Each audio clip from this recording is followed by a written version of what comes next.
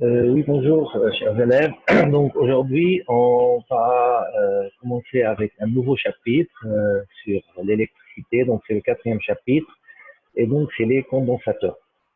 Tout d'abord, qu'est-ce que c'est qu'un condensateur? Un condensateur, il est formé souvent par deux conducteurs, plaques métalliques. La première, elle sera chargée positivement et la deuxième, elle sera chargée négativement. Donc l'accumulation de charge permet d'accumuler de l'énergie qu'on pourra utiliser plus tard. Tout simplement, un condensateur est un dispositif qui permet de stocker les charges ou bien de l'énergie. Où sont utilisés les condensateurs? Donc, il y a différentes applications dans lesquelles on utilise les condensateurs. Lorsqu'on veut éviter une fuite d'électricité ou des étincelles, on peut utiliser un condensateur. Comme ça, il va accumuler les charges dans un circuit électrique, par exemple. Et bien d'autres applications. Un condensateur, par exemple, il est utilisé pour sélectionner une fréquence radio, etc.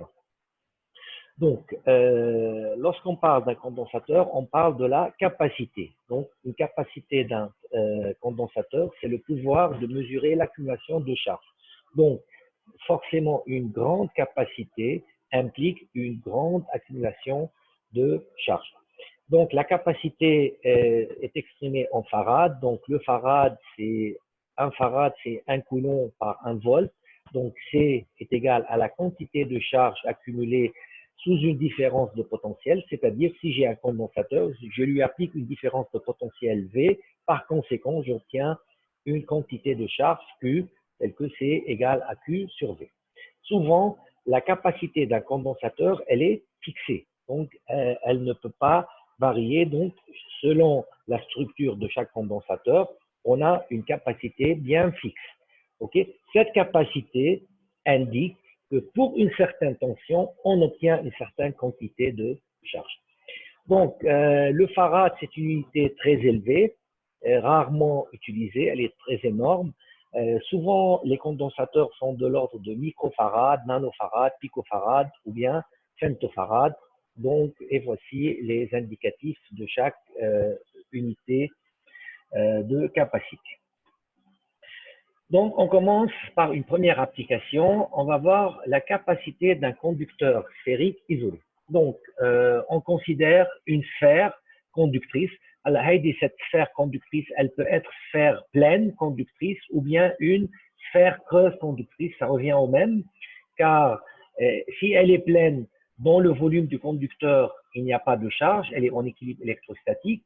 Et si elle est creuse, donc à l'intérieur, c'est le vide, donc forcément, il n'y a pas de charge. Donc, si elle est creuse, comme ça, elle aura deux surfaces, surface interne et surface externe.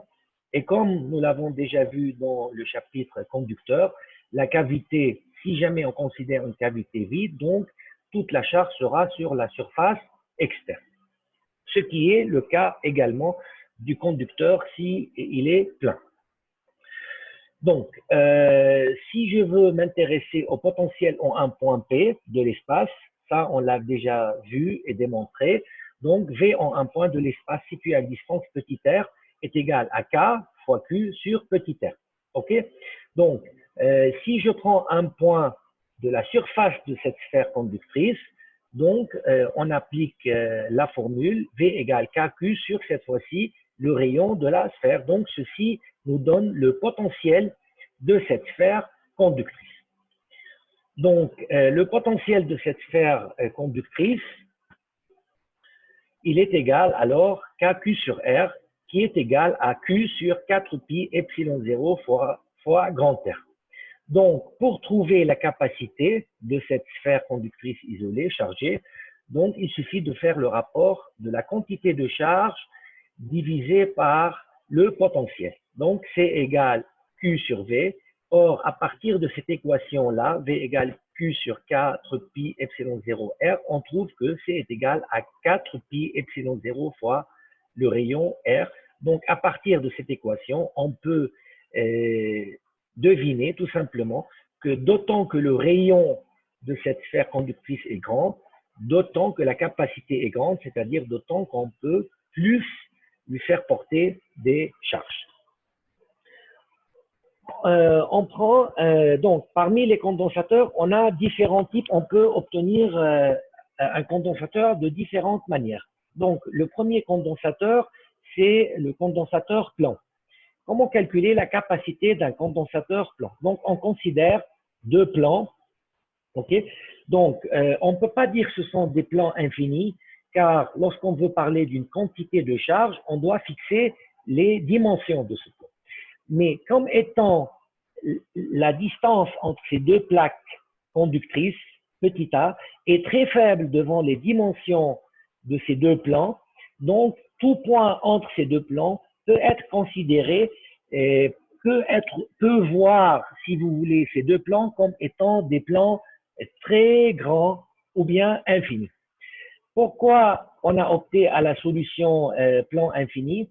Car en fait, on va voir l'équation de E en un point entre ces deux plaques. Donc, n'importe quel point entre ces deux plaques chargées va avoir un champ électrique. Ce champ électrique, en partie, provient de l'accumulation de charges positives de la plaque positive et de l'accumulation de charges négatives de la plaque négative. Donc, le premier, c'est E+, orienté vers le bas, et le deuxième, c'est E-, orienté vers le bas, avec, vous savez toutes et tous, que le champ électrique créé par un plan infini est un champ uniforme, il est égal à sigma sur 2 epsilon 0.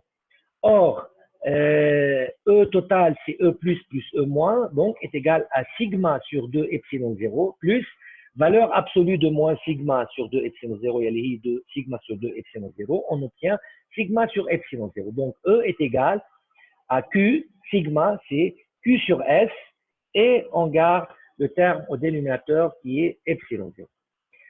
Donc, on a trouvé E en fonction de la quantité de charge. Donc, E égale Q sur S epsilon 0 qui est égal à une constante. Je rappelle, donc, entre les deux plaques chargées, on a un champ uniforme. De plus, pour trouver la différence de potentiel, on applique la formule E égale à moins gradient de V. Donc, V+, c'est-à-dire le potentiel en un point de la plaque positive, moins le potentiel en un point de la plaque négative, il est égal, on l'a déjà vu, plus E fois petit d. OK? Donc, dans ce cas-là, delta V égale E fois D. Or, E égale Q sur epsilon 0 S fois petit d. Donc, on peut distinguer que la capacité, qui est le rapport Q sur delta V, d'un condensateur plan, c'est égal à epsilon 0 fois la surface entre les deux, la surface du plan qui forme ce condensateur divisé par petit d. Je rappelle que F, en fait, c'est la surface de recouvrement entre les deux plans. يعني إذا كان عندي بلان كتير كبير وتحته بلان أصغر، أنا السيرفاس هيدي هي السيرفاس de recouvrement entre les deux plaques. أوكي؟ يلي عم بيصير في بيناتهم interaction، هيدي هي السيرفاس F. OK? Donc, souvent, dans les condensateurs plans, on prend deux plaques conductrices de même dimension et superposées l'une à l'autre avec un certain espacement petit a. Donc, deuxième application, c'est la capacité d'un condensateur sphérique. Donc, pour obtenir un condensateur sphérique, on considère deux sphères creuses concentriques. Donc, la première sphère, c'est la sphère S1 de rayon R1. Et la deuxième sphère creuse, c'est la sphère S2 de rayon R2. Donc, entre le rayon R1 et R2, c'est le vide ici. Okay? Dans cette zone-là, c'est le vide. Alors, la sphère qui est à l'intérieur S1, elle peut être sphère creuse ou bien elle peut être sphère pleine. Ça revient au même car qu'elle soit creuse ou pleine, si elle a des charges plus Q, toutes ces charges vont se retrouver sur la surface externe de cette sphère S1. Donc, si je m'intéresse au champ électrique en un point entre les rayons R1 et R2, donc d'après le théorème de Gauss, si on applique le théorème de Gauss, on fait le calcul, on trouve que E dans cette zone-là égale K fois Q sur petit r au carré. Pour passer au potentiel, donc dV égale moins E dr, V moins, pourquoi j'ai choisi V-? J'ai supposé que la position finale, c'est sur la sphère de rayon R2 et la position initiale sur la sphère de rayon R1. Donc V-, عشان la charge négative على S2, donc V- moins V+, égale moins intégrale position de départ, il y a R1, jusqu'à position d'arrivée, il y a R2, de E fois dr. Donc, or E est égal à KQ sur petit r au carré par une simple intégrale. On trouve que V- moins V+ égale Q sur 4pi epsilon 0. Je rappelle que K, c'est 1 sur 4pi epsilon 0, facteur de 1 sur R2 moins 1 sur R1. Si je veux faire une différence de potentiel positive, donc V+ moins V- est égal à Q sur 4pi epsilon 0 multiplié par R1, R2 sur R2 moins R1. Okay? Il suffit juste d'inverser les signes à gauche et à droite. Donc, voici donc la capacité d'un condensateur sphérique. Ensuite, si je prends le cas particulier, premier cas particulier, si la sphère S2 est de rayon R2 qui tend vers l'infini. Okay?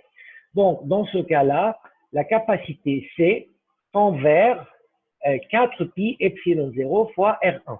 Donc, on retrouve le cas de la sphère conductrice isolée. Donc, la sphère conductrice isolée, c'est quoi? C'est un condensateur qui est formé d'une première sphère de rayon R1 et d'une deuxième sphère creuse de rayon infini.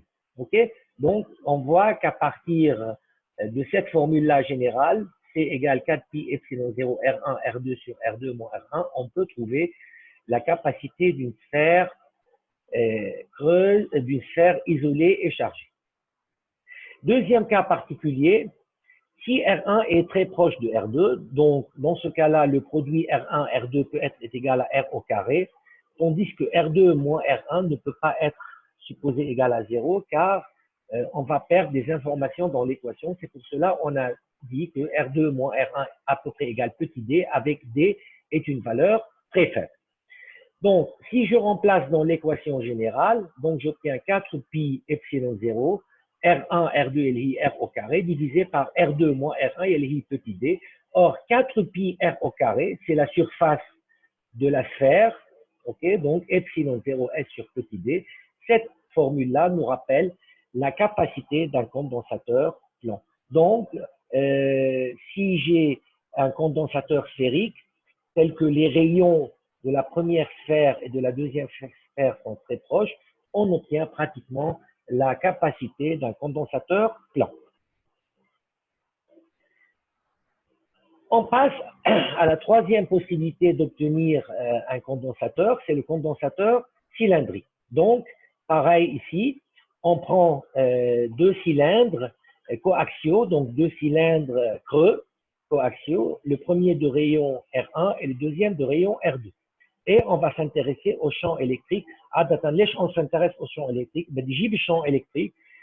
من بعد ما اجيب الشون الكتريك عم جيب الديفيرونس دو بوتنسيال لحتى اعمل رابور انا بعدين كيو سور دلتا لاجيب الكاباسيتي.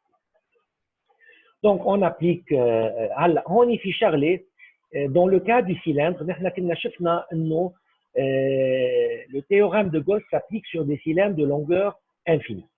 اذا انا بدي اخذ longueur infinie ما الي بالحق انا اخذ quantité de charge Q. فمشان هيك حطلع الايكواسيون دو E. OK, بس راح احصرها dans une hauteur h. OK, كمان هون نفس الشيء، يعني انا pour éviter les effets de bord لحتى ضلني محافظ على السيمتري سيلندريك مشان الشون الكتريك، حصرت اعتبرت انه j'ai un cylindre infini بس حصرته dans une longueur h.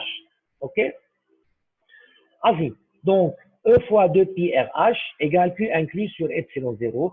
Si je suppose que sur cette hauteur h j'ai une quantité de charge plus Q, ok, donc E égale à Q sur 2pi epsilon 0 R fois petit h. Pour trouver la différence de potentiel, V moins V plus, ok, donc est égal à intégrale de R1 jusqu'à R2 de Q sur 2pi epsilon 0 RH dr. Ok, l'intégrale nous donne que V moins V plus égale Q sur 2pi epsilon 0 fois petit h ln de R1 sur R2. Si on inverse la différence de potentiel, on obtient la formule suivante qui est Q sur 2 pi epsilon 0 H Ln de R2 sur R1. Donc, or, delta V égale à Q sur C. Donc, à partir de cette formule-là, je peux déduire que la capacité d'un condensateur cylindrique qui a une certaine hauteur H, c'est 2 pi epsilon 0 H sur Ln de R2 sur R1. OK? Donc, bien évidemment, si H augmente, la capacité à stocker les charges devient plus grande. Alors, on va définir à partir de cette formule la capacité par unité de longueur. Et petit c égale à C obtenu auparavant divisé par H. Et ça sera petit c, c'est une capacité par unité de longueur, donc c'est l'unité farad par mètre.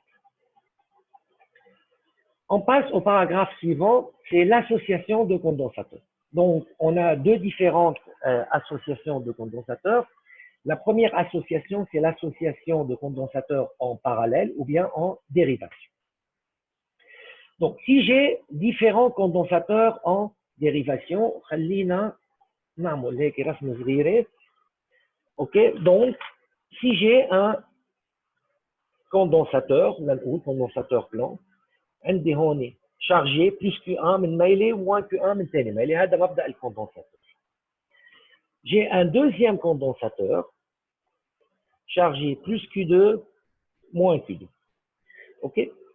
Le fait de brancher ces deux condensateurs en dérivation, je dois brancher ce port à ce port et ce port-là à ce port-là pour obtenir le condensateur équivalent.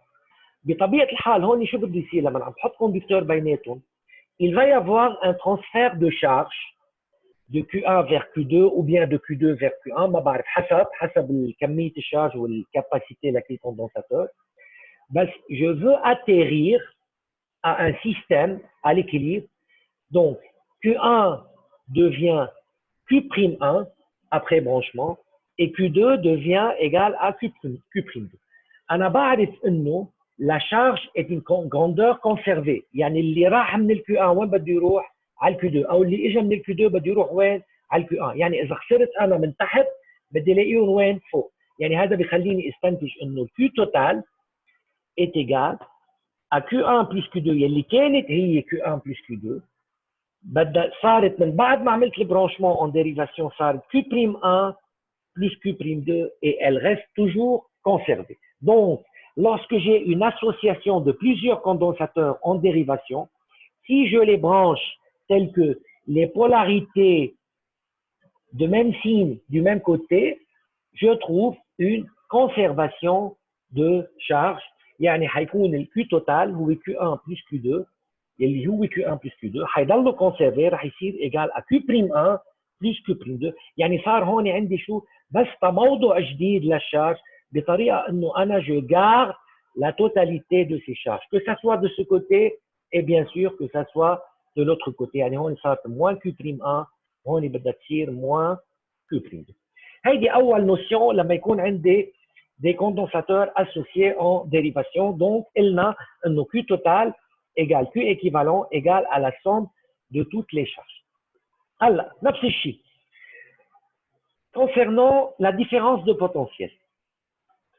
إذا افترضنا إنه initialement j'ai ce condensateur عنده tension V1. هذا C1. وعندي هذا il a été chargé avec une différence de potentiel V2. هو C2. طيب أنا لما نوصل هولي en dérivation يعني شو صار في عندي؟ صار عندي هيدا البوان A موصول عليه C1 وهيدا موصول عليه مين؟ C2. طيب يعني أنا بالنسبة لإلي الديفيرونس دو بوتنسيال au borne de C1 هي VA moins VB والديفيرونس دو بوتنسيال au borne de C2 هي كمان VA moins VB. Donc dans ce cas-là صار عندي V'1 est égal à V'2 est égal à VAB اللي هي VA moins VB. يعني يلي عم بيصير lorsque je les associe en dérivation, il va y avoir un transfert de charge d'un côté vers l'autre, ok, jusqu'à atteindre la même différence de potentiel pour les deux condensateurs.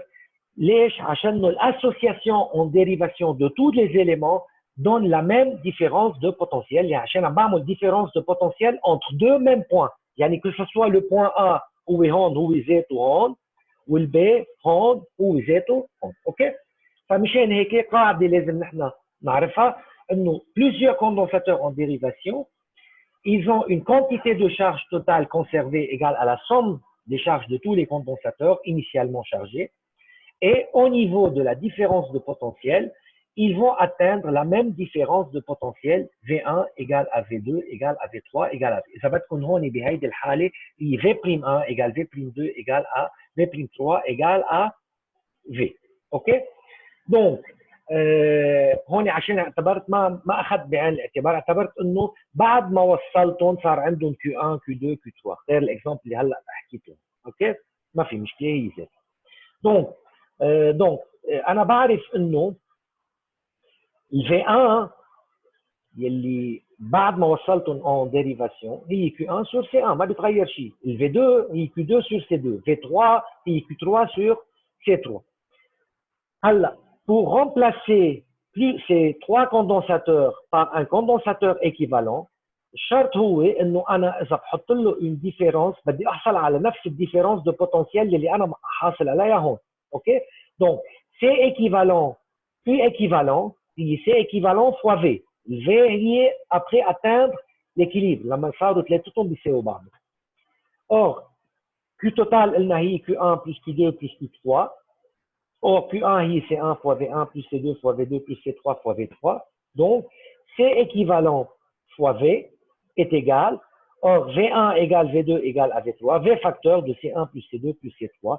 Donc, l'association de plusieurs condensateurs en dérivation implique que C équivalent égale à la somme de toutes les capacités de tous ces condensateurs. Donc, C équivalent égale C1 plus C2 plus C3. إذا كان عندنا n condensateurs en dérivation, c'est équivalent égal à la somme de I allant de 1 jusqu'à n de tous les C. OK? Donc, plusieurs condensateurs en dérivation ont une capacité équivalente qui représente la somme de toutes les capacités.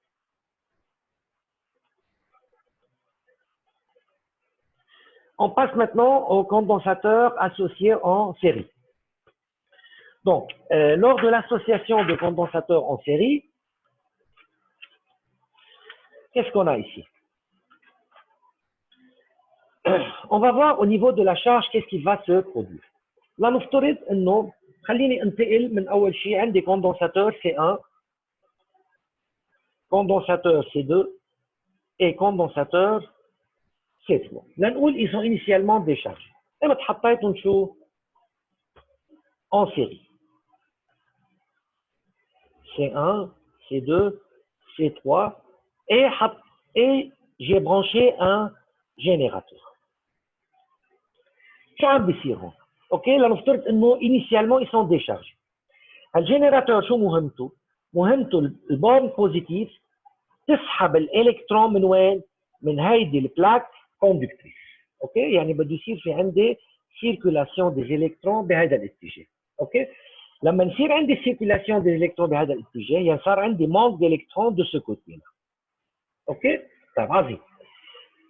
هول الالكترون عم يجوا يفوتوا بالجنراتور وين عم كبهم؟ عم كبهم على l'autre plaque de condensateur C3. هلا انتم بتعرفوا انه اذا انا عندي هون بلاك شارجي بوزيتيفمون عم تخلق هون شون الكتريك. هالشون الكتريك شو مهمته؟ sous l'influence totale il va attirer la même quantité de charge avec un signe moins. يعني هون اذا عندي بلس Q هون صار عندي شو؟ moins Q. طب عظيم. اذا هون بلس Q moins Q initialement هذا اللي هون هو c'est le même conducteur. il est neutre de charge. إذا أنا من هالconducteur neutre جبت moins Q لهالميلة forcément il va rester plus Q de l'autre côté. Plus Q sous l'influence totale صار عندي moins Q plus Q. يعني أنا finalement شو بستنتج؟ إنه l'association en série de plusieurs condensateurs va nous donner Q1 égale à Q2 égale à Q3 égale à Q équivalent. ليش؟ عشان si je place le condensateur équivalent بحط له هون V انا شو عم شوف من هون؟ اول بلاك من هون بلس كي وثاني بلاك من هون موان كيو يلي هي Q équivalent. اوكي؟ دونك شغله كثير مهمه اللي لازم تعرفوها انه plusieurs condensateurs associés en série vont obtenir la même quantité de charge qui est égale à la quantité de charge Q équivalent. Ok, donc Q1 égale à Q2 après association de condensateurs en série. Q1 égale Q2 égale Q3 égale à Q équivalent. يعني عكس حالة شو الكوندنساتور en dérivation. هونيك عند الفي بيصيروا هن ذاتهم والكيو بيجمعهم، هون الكيو هن ذاتهم والديفيرنس de potentiel bien sûr هي somme de V1. Ok. Donc, différence de potentiel, هتصير هيدي V1 هيدي V2 هيدي V3 الفي شو هي؟ هي V1 plus V2 plus V3.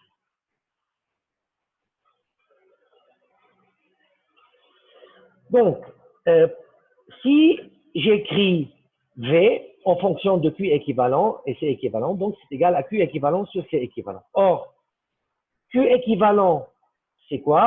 Donc, V اللي هي égale V1 plus V2 plus V3. V1 c'est Q1 sur C1 plus V2 Q2 sur C2 plus Q3 Q3 sur C3.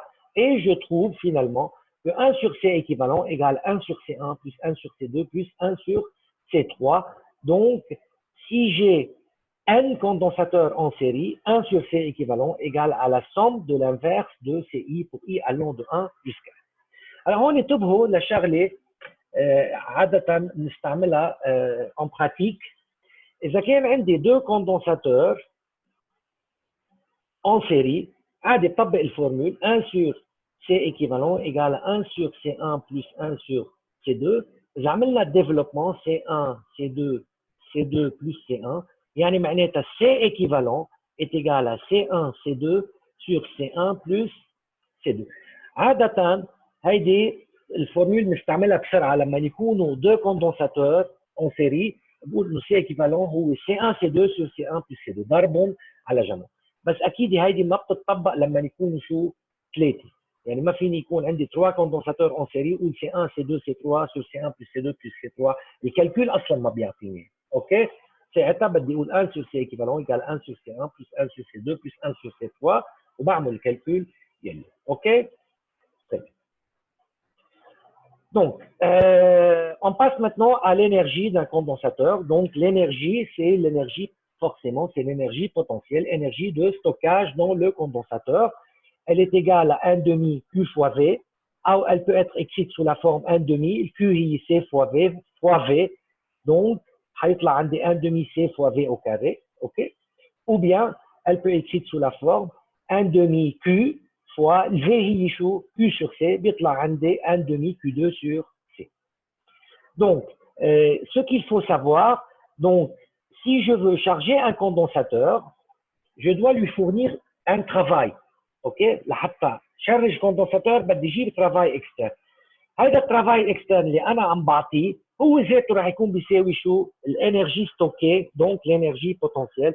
Donc, par conséquent, on trouve que U, l'énergie potentielle, est égale au travail fourni lors d'une charge d'un condensateur. Donc, dernier paragraphe, on va faire une petite application et on termine avec celle-là. Donc, dans cette application-là, je considère deux condensateurs.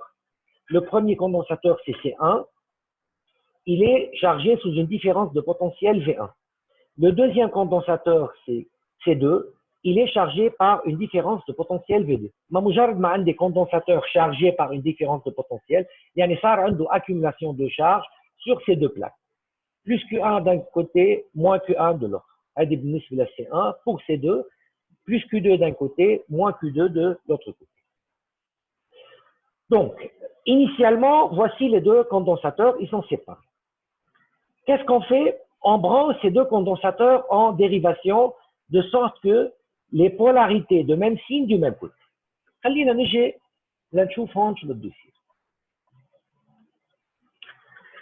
Si je branche ces deux condensateurs, هيدا أول condensateur C1 وهيدا condensateur C2. Côté du même signe, du même côté. OK, polarité du même signe, du même côté. شو عم بيصير عندنا؟ هلا الكوندنساتور اللي عنده un excès de charge positive راح يبعت شو راح يمتص الالكترون من الكوندنساتور يلي عنده اقل شارج بوزيتيف بس باي طريقه؟ بطريقه انه قال اكيليب هيدي اللي كانت كيو 1 حتصير كيو بريم 1 واللي كانت كيو 2 حتصير كيو بريم 2 بس d'après le principe de la conservation de charge كيو توتال يلي كانت هي كيو 1 بلس كيو 2 هي هلا حتصير كيو بريم 1 بلس كيو بريم 2 يلي هي انا كيو توتال هي كيو ايكيفالون اذا بدك. اوكي؟ Donc Q équivalent égale Q total égale Q'1 plus Q'2. Donc صار عندي هالكوندنساتور après atteindre l'équilibre عشان انطلقنا من C1 عنده V1 و C2 عنده V2. اوكي؟ لما نعملهم en dérivation بدهم يوصلوا اثنيناتهم ليوصل عندهم لمام différence de potentiel V final. ليصير عندهم même différence de potentiel بده ينتقل شارج من ميله لميله ثانيه يعني اللي عنده V كبيره راح يتنازل للي عنده V اصغر لحتى وصل على V intermédiaire entre V1 et V2. كيف بتتحدد؟ بتتحدد par le calcul. شو بيقول الكالكول هون؟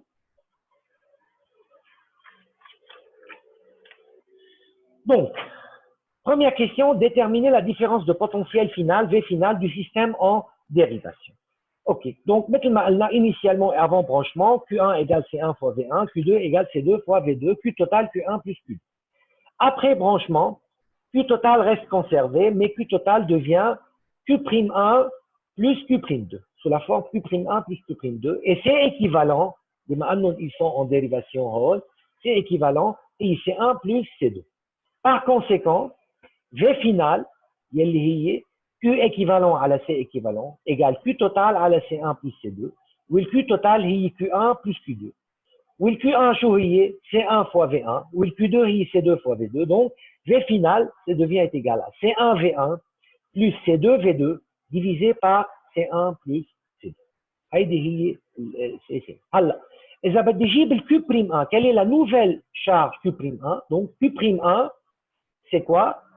Q'1, c'est C1 انتبهوا سي ما بتتغير انا لما السي الكاباسيتي اذا بدكم الكاباسيتي هي السعه يعني انا عندي خزان مي بيسع 3 براميل ان عبيته برميل او عبيته برميلين هو بيسع 3 براميل اوكي هلا انا قديش بعبيه صار شيء ثاني بس هو كاباسيتي سي هي السعه قد ايه بيسع فهيدي سي une valeur qui est donnée spécifique pour chaque condensateur ما بتتغير اوكي هلا اللي بيتغير انه لما نحطهم هول en dérivation صار مثل كأنه عندي كوندنساتور équivalent لهول الاثنين بيساوي C1 plus C2 اوكي عظيم donc Q'1 égale C1 fois VF عشان البوتنسيال فينال هو VF اوكي بيطلع عندي Q'1 وبيطلع عندي Q'2 هلا on peut faire une vérification انه Q'1 plus Q'2 c'est égal à Q1 plus Q2 يلي هي C1 V1 plus C2 V2 هيدي الفيريفيكاسيون اللي ممكن نعملها انه la charge elle est toujours conservée. Deuxième question, quelle est l'énergie potentielle avant et après branchement? Avant branchement, énergie potentielle, énergie la C1 est U1 ou l'énergie la C2 est U2.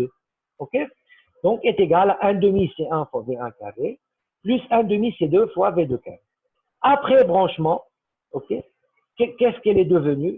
C'est devenu énergie يا اما باخد انا بالنسبه لي فيني اقول après branchement هي 1 demi C équivalent fois V final au carré او فيني اقول U après هي est égal à 1 demi fois C1 VF au carré OK l'aول condensateur plus 1 demi C2 fois VF au carré et ça revient au même est égal 1 demi C1 plus C2 1 demi VF au carré إذا بدكم C1 plus C2 شو هي؟ C équivalent. أوكي؟ يعني فيني نجيب الإنرجي عن طريق C équivalent أو الإنرجي لكل كوندنساتور مع نوفيل ديفيرونس دو بوتنسيال. أوكي؟ Donc ceci c'est tout le cours pour le condensateur. بذكر إنه بالكتاب في عندي ديالكتريك هذا مش مطلوب منكم، في عندكم كثير بارتيات ما مطلوبين منكم، اللي مطلوب منكم هو بس هو اللي انا شرحته. اوكي. Et merci de votre attention.